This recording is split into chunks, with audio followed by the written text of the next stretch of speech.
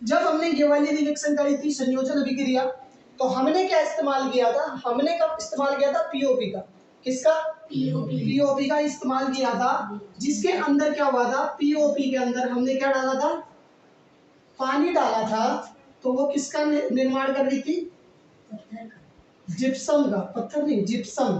ठीक है, जिप्सम एक प्रोडक्ट है, इसका इस्तेमाल ये जिप्सम तैयार कर रही थी। और वियोजन अभिक्रिया में हमने विद्युत का इस्तेमाल किया था, इलेक्ट्रोलाइसिस किया था। किसके अंदर, किसका किया था, पानी का, जिससे क्या हाइड्रोजन गैस निकल रही थी और ऑक्सीजन गैस निकल रही थी। हम इन दोनों को कलेक्ट करके ऑक्सीजन से सांस भी ले सकते हैं। ठीक है, प्रणाली में इस्तेमाल करके, और इससे सांस ले लो अपना आराम से। ये दो चीजें हो गई, संयोजन अभिक्रिया वियोजन अभिक्रिया, समझ आ गई? ठीक है, लिखना है? नहीं, मिटा देता हूँ। तीसरी अभिक्रिया होती है विस्थापन अभिक्रिया। कौन सी? विस्थापन। विस्थापन, डिस्प्लेसमेंट, कोई बात नहीं, डिस्प्लेसमेंट मैं हिलूंगा तो दूर जा, डिस्प्लेसमेंट। ठीक है, डिस्प्लेसमेंट विस्थापन अभिक्रिया। इसमें क्या होता है कि एक प्रोडक्ट जो रहेगा, एक तत्व रहेगा ना, दूसरे को विस्थापित कर देगा और उसकी जगह खुद आ जाएगा। ठीक है, जैसे कि H2SO4 है। ठीक है, क्या है, H2SO4 है, Zn से मिला दिया तो क्या बना देगा ये, ZnSO4 प्लस H2 गैस को बाहर कर देगा, H2 गैस को बाहर कर देगा। यानी कि हाँ, यहाँ पर सल्फ्यूरिक अम्ल था, Zn था। इसमें होता क्या है, ये जो शुरू का प्रोडक्ट होता है, शुरू में जो तत्व है, ये तत्व ना कमजोर होता है। क्या होता है, कमजोर।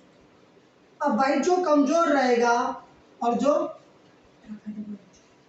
ताकतवर होगा, वो क्या करेगा, उसको मार पीट के उसकी जगह खुद ले लेगा और उसको अलग भेज देगा।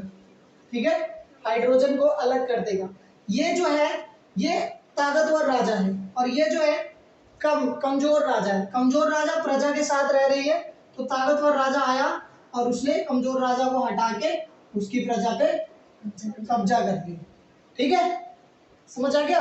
ये बिल्कुल मतलब विस्थापन अभिक्रिया बिल्कुल सिंपल है। ठीक है, होता क्या है, जो ताकतवर रहेगा वो कमजोर को हटा देगा और उसकी जगह खुद ले लेगा। ये समझ आ गया?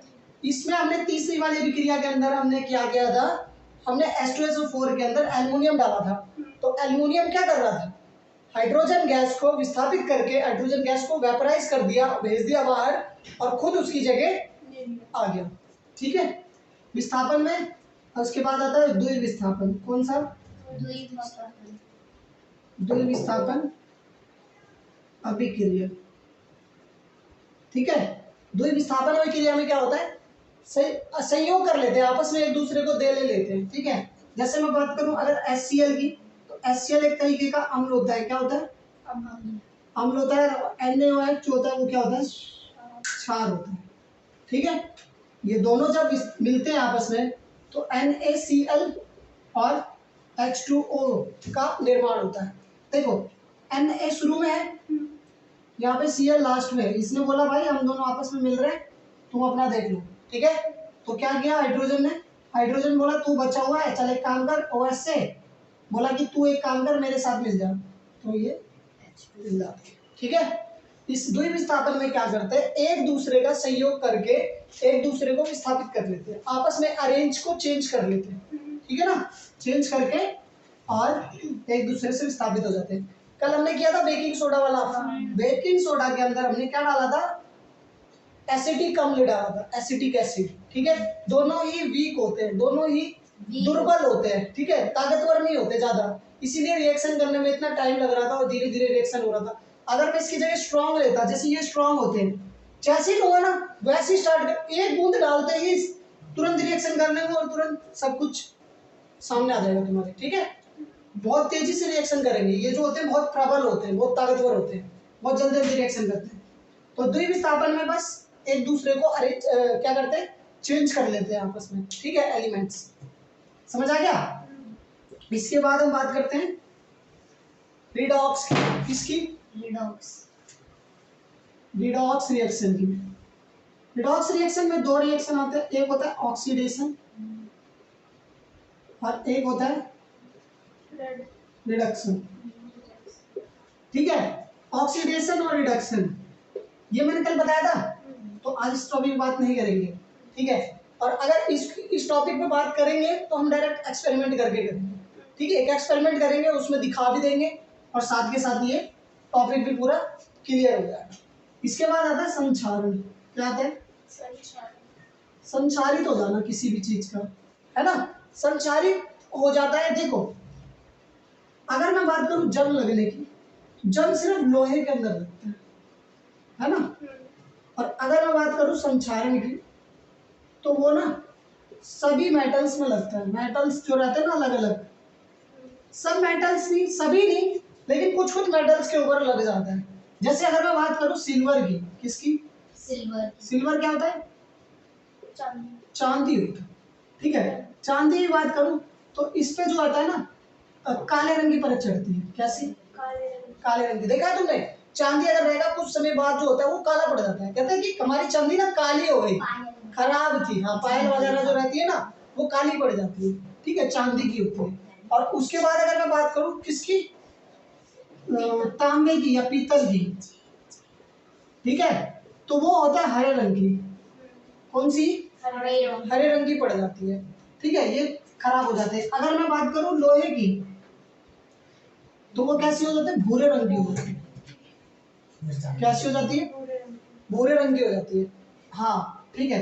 अगर मैं देखो इसकी बात करूं तो इसके ऊपर जलती है कार्बन की परत। किसकी? पीतल पे हरे रंग का तो फेरस। ठीक है, और लोहे पे, लोहा तो पहले से ही फेरस होता है। ठीक है, तो इस पे भी फेरस, इस पे वैसे इस जंग लगता है ना तो इसमें ना पानी आ जाती है नमी के कारण। ठीक है, अगर मैं ये बात करूं कि यहाँ पर मेरे पास आयरन था, इसका ऑक्सीजन जमा तो ये बन गया Fe2O3, फेरस ऑक्साइड बन गया। तो ऑक्सीडेशन की लेयर चढ़ती है इस पे। क्या चढ़ता है? ऑक्सीडेशन हो जाता है, ऑक्सीडाइज हो जाती है। ये पे लोहा क्या हो जाता है? ऑक्सीडाइज हो जाता है। तो ये संचारण हो गया। ठीक है, इसके बाद एक चीज आती है किसी भी चीज का खराब हो जाना। ठीक है, हाँ, जैसे कि काफी समय के बाद, अगर जैसे मैं बात करूं खाने की, अगर बात करूंगा तो बहुत समय बाद ना मेरा खाना ना स्मेल आने लग जाती है। ठीक है, अगर मैं चिप्स को खुला छोड़ दूं तो बहुत दिनों बाद क्या हो जाती है, उसमें से एक अलग सी स्मेल आती है। खराब नहीं होता है लेकिन स्मेल आने लग जाती है। तो उस गंध से बचाने के लिए क्या करते हैं, चिप्स वगैरह के पैकेट्स पे नाइट्रोजन गैस भरते हैं। कौन सी? Nitrogen gas. अच्छा, बल्ब में कौन सी गैस होती है? इलेक्ट्रिक बल्ब जो होता है, 9th में मैंने पढ़ाया। हाँ, आर्गन गैस होती है।